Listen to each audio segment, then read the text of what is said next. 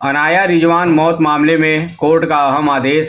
जनपद के मुख्य न्यायिक मजिस्ट्रेट वाराणसी मनीष कुमार द्वितीय की अदालत ने एएसजी हॉस्पिटल सहित घटना में शामिल चिकित्सकों पर थाना भेलूपुर को मुकदमा दर्ज कर विवेचना करने का दिया आदेश। बताते चले कि 14 अक्टूबर को आंख के रेटिना सर्जरी के दौरान हालत बिगड़ने पर बच्ची अनाया रिजवान की हुई थी मौत।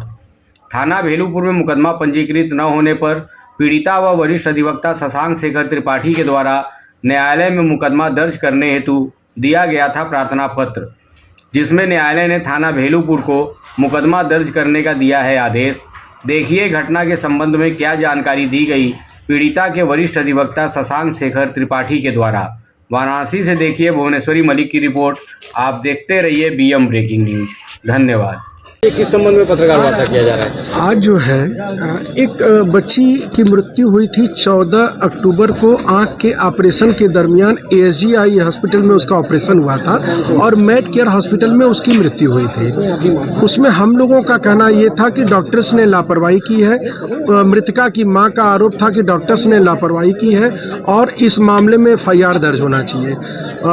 उच्चाधिकारियों के आदेश से एक मेडिकल बोर्ड का गठन हुआ, उसकी जांच चल रही है और उसके बाद हम लोगों ने माननीय न्यायालय में मुकदमा दाखिल किया था, जिसमें सीजीएम वाराणसी महोदय ने संबंधित डॉक्टरों के खिलाफ और संबंधित हॉस्पिटल के खिलाफ मुकदमा दर्ज करने का आदेश थाना भेलूपुर को दिया है।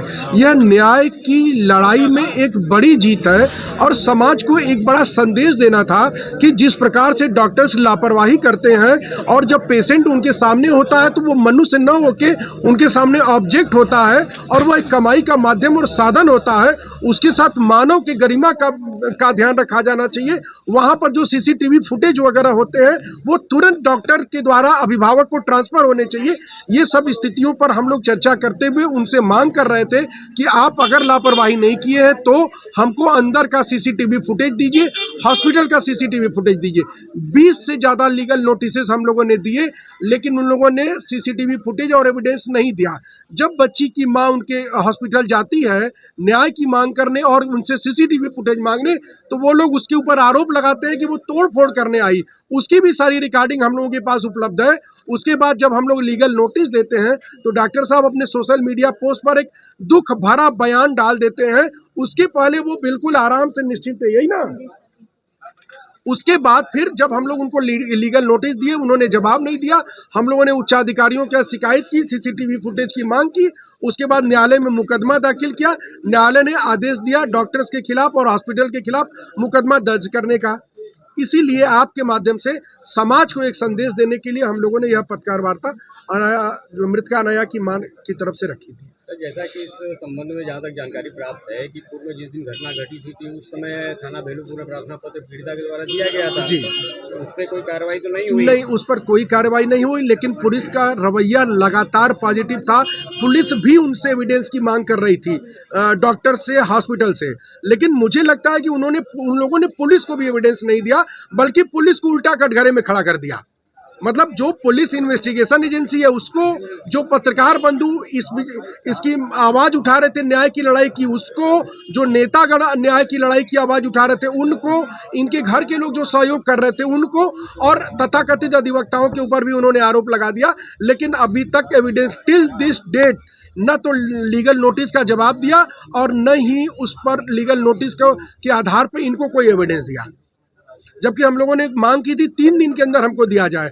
जब उन्होंने लीगल नोटिस नहीं दिया तो हम लोगों ने फिर लीगल नोटिस दिया, फिर लीगल नोटिस दिया। उसके बाद फिर जब उसका टाइम बीत गया तो हम लोगों ने न्यायालय में मुकदमा दाखिल किया और उच्चाधिकारियों को प्रार्थना पत्र प्रेषित किया। आपने जो न्यायालय में मुकदमा दाखिल किया है, क्या उसमें थाना भेलूपुर को भी उसमें? हाँ बिल्कुल, नहीं, थाना भेलूपुर ने हम लोगों को सहयोग किया है।